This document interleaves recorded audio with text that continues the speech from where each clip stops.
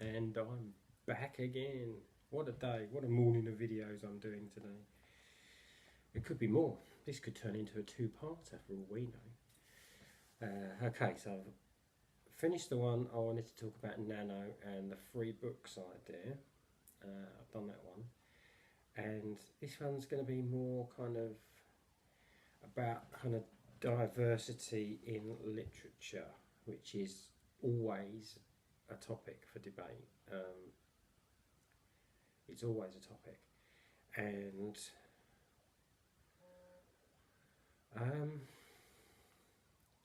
I mean, it's a tricky subject. It's a tricky subject. It's not a tricky subject, but it is a tricky subject. It's one of those tricky subjects, hence the name. Because you want to kind of, you want to be doing it, and you want to be doing it right. But it's also a, excuse me, it's also a constant process of like understanding, education, evolution of writing, something like that. But it also doesn't have to be as difficult as possible. Now, I'm in the UK and I'm in my early 40s, okay? So I was literally born when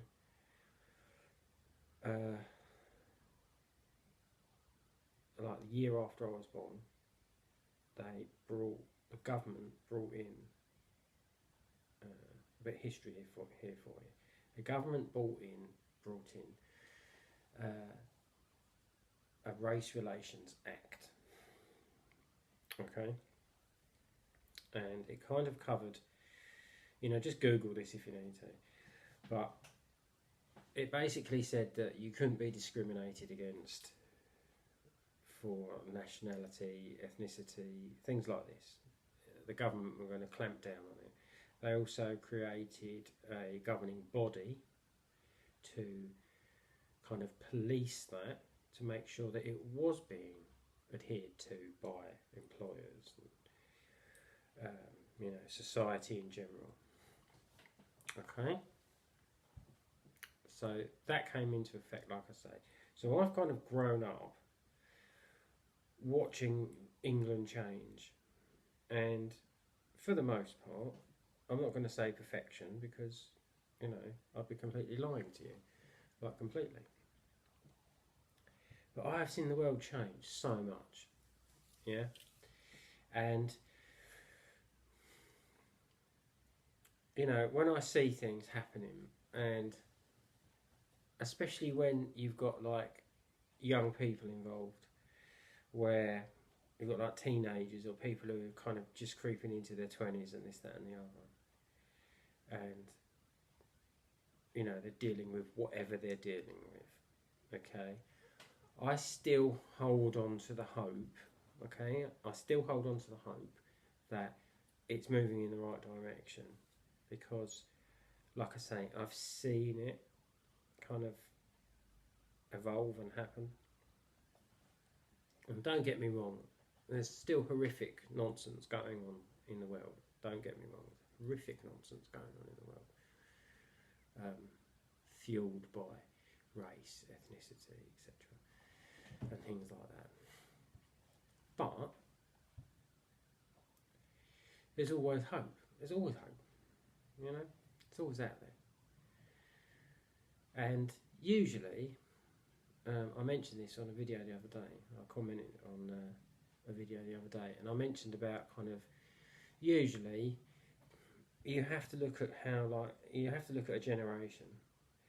So, like I say, I was born, and the Race Relations Act kind of started when I was born. But it didn't stop. I mean, there's still like very highly paid comedians and TV shows and things like that on television where people were blatantly racist and this, that and the other. All the jokes were still in there. They might have tried to sugarcoat them a bit or this, that and the other. But you're literally trying to change the thoughts of an entire generation like that overnight. And unfortunately, that's bordering on impossible, right? Bordering on impossible. But what you have to do is you educate the younger generation so that the younger generation will then be more educated and more accepting, etc. and realise the wrongs. Yeah? And realise the wrongs, so then they have kids, so then the next generation are taught differently, so they're literally born into a better place, and it keeps going. They grow up, the next generation, even more understanding, even more education, more experience, their own experiences added in, the education from their parents and their peers and their friends and the world around them. So now we've gone 2 generations, so you could be talking like 30 to 40 years here, okay? Then they grow into the newer world, and it just keeps on going, okay? Like I say, blips along the way, horrific stuff happens along the way, perfection, unfortunately not. But this is how it works. You've got to remember, society can sometimes be very localised, like to where you are. So obviously UK history, as I briefly mentioned, is very different to American history. It's very different to, Spanish history, to French history, German history, Austrian, Turkish, Russian, Chinese. The histories are different. Because the histories are different, the generation thing I mentioned before will be very different as well.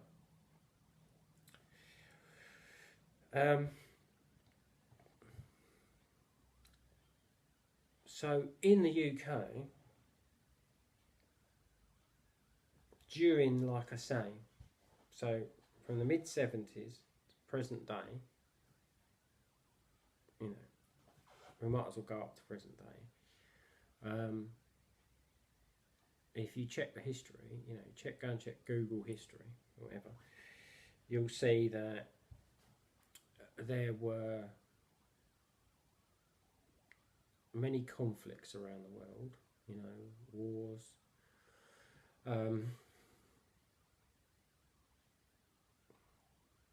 other things like that, which in effect, I think the term is Symbian circle. I'm sure that's the term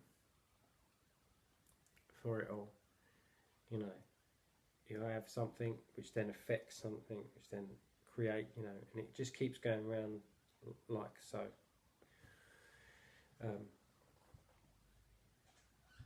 One thing affects the other, that kind of thing. I think that's right anyway. I've probably got that completely wrong, but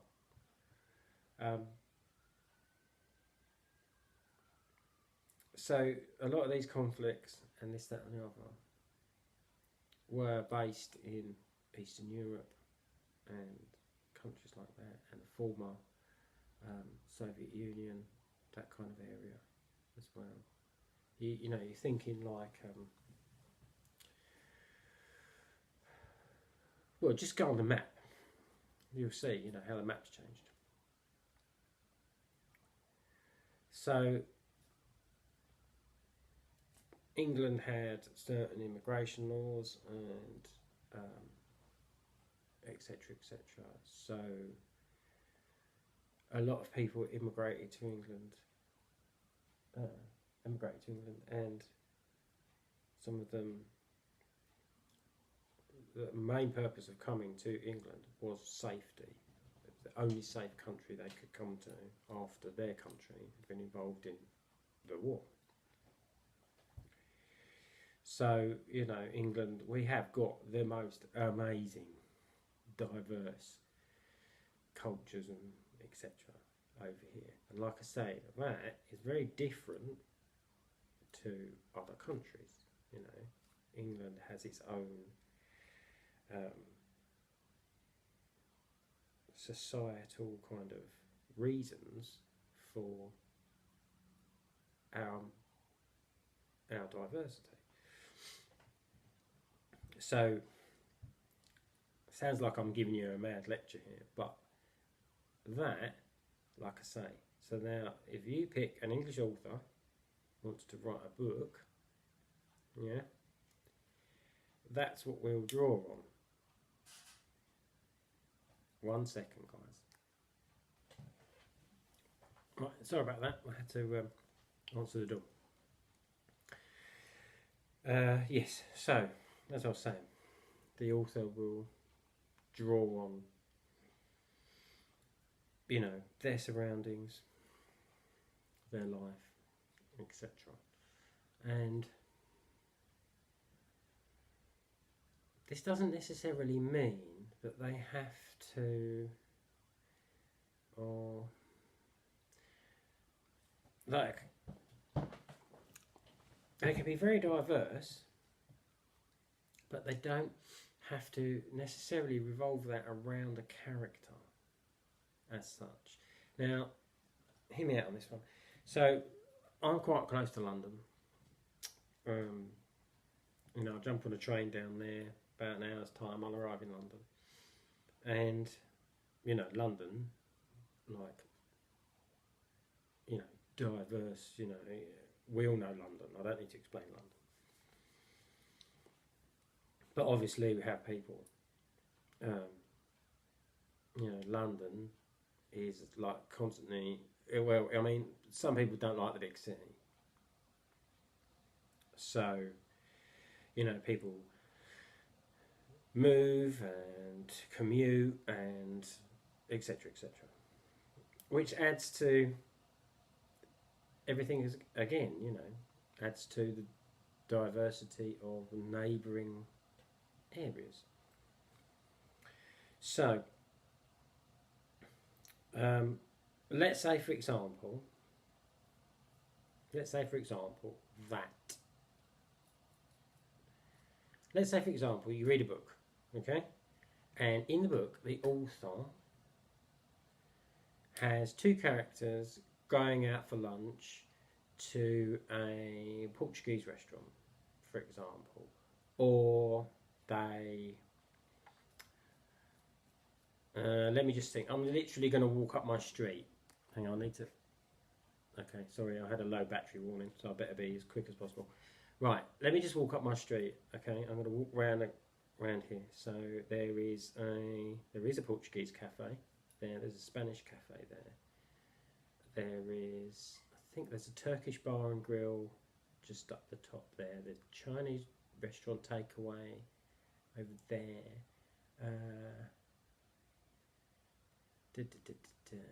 There's a really nice Jamaican place as well around the corner there, and it sells all like the curried goat and manish water and all that. Honestly, research that if you get a chance, because that's crazy stuff. So, okay, but this is exactly my point. Let's say that in a book, you read a book, and the characters go for lunch at the Portuguese cafe. Okay, that is in itself diversity. Okay, because it's the surroundings, it's the, like I say, it's the society that the author knows in the book. Okay, now don't get me wrong, it doesn't always happen. You know, I mean, I might go to town and grab, you know, I might go to town and grab some nuggets from McDonald's, and then because I've just done that, and then I come home and start writing, my character might go to town and grab some nuggets. It's, do you know what I mean? It's kind of how it works. But even, like I say, the fact that the characters will walk around the corner to the Portuguese cafe, or etc., or they'll go and get their favourite curry from the Chinese restaurant. That's diversity. That is diversity, because the society is diverse. So it doesn't always revolve around a character. When it revolves around a character, obviously you must be realistic. There must be utter realism there, and research. And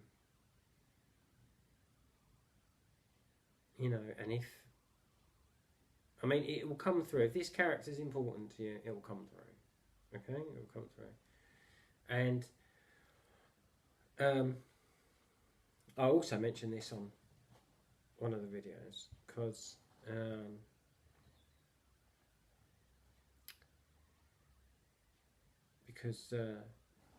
in one of my future books, I did it in the past in one of my books, Female 918, okay, which is dystopian. There's more to come with that. That should be started again soon, the second part of it all. Female 918.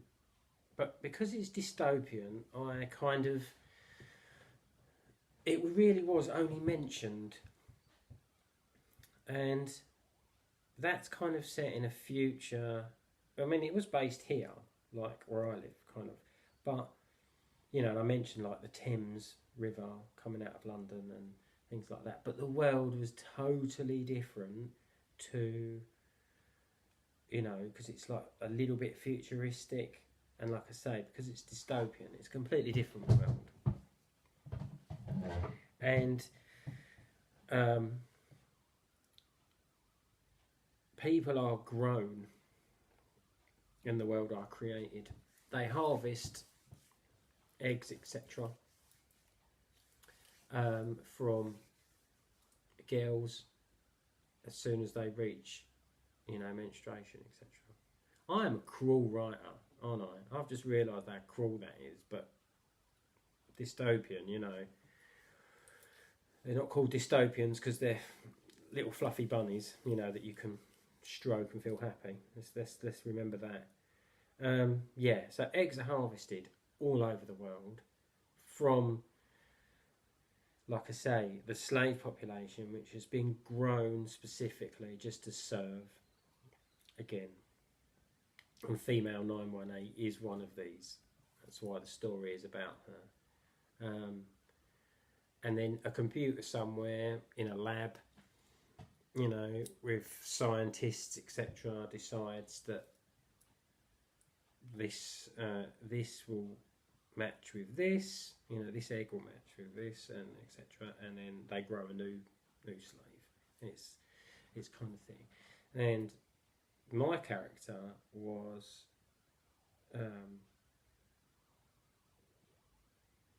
from the Far East, like Japan, that kind of man, Japanese kind of DNA. But when it was mentioned, it was literally only mentioned in a few sentences, because she had no idea about any of it, because she'd only been grown here, and she might have heard a few whispers here and there, or learnt a few things along the way, during her time as a slave. But with that, the research was, I put my research in, don't get me wrong, I put my research in, but what I then needed to actually use in the book was of a limited nature.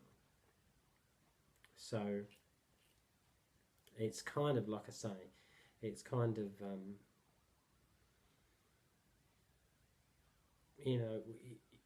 I wasn't just going to suddenly throw loads of stuff in there, because it would have seemed out of place. And I'd have been doing it for the wrong reasons too, I would have been doing it to kind of,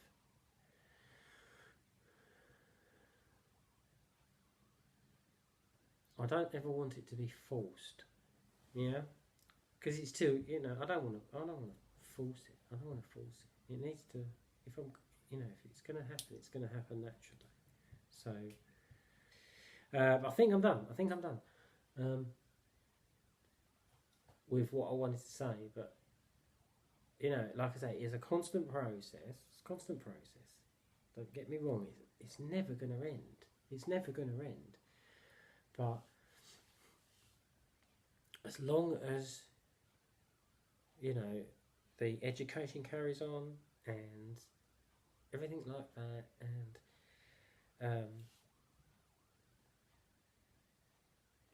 evolution. I keep saying evolution because I truly believe it is an evolutionary process. It's, you know, the next generation will, you know, the next generation will be completely different, and the generation after those will be completely different, and more education, more, you know, knowledge, and it will just keep going.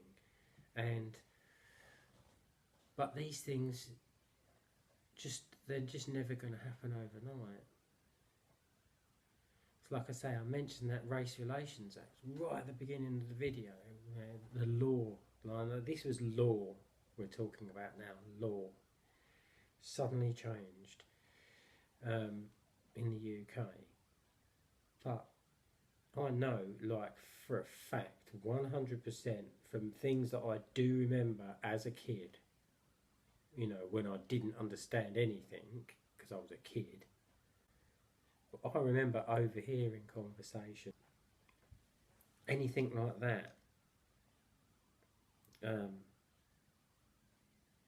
that things didn't change overnight, you know. I know for a fact that things don't just go and it's done.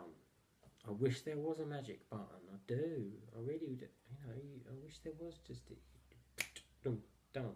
But it's just, unfortunately, it just isn't that way. You know, and I do my absolute best with my children. But the great thing, now this is brilliant. This is brilliant. And I'll end the video on this because this is brilliant.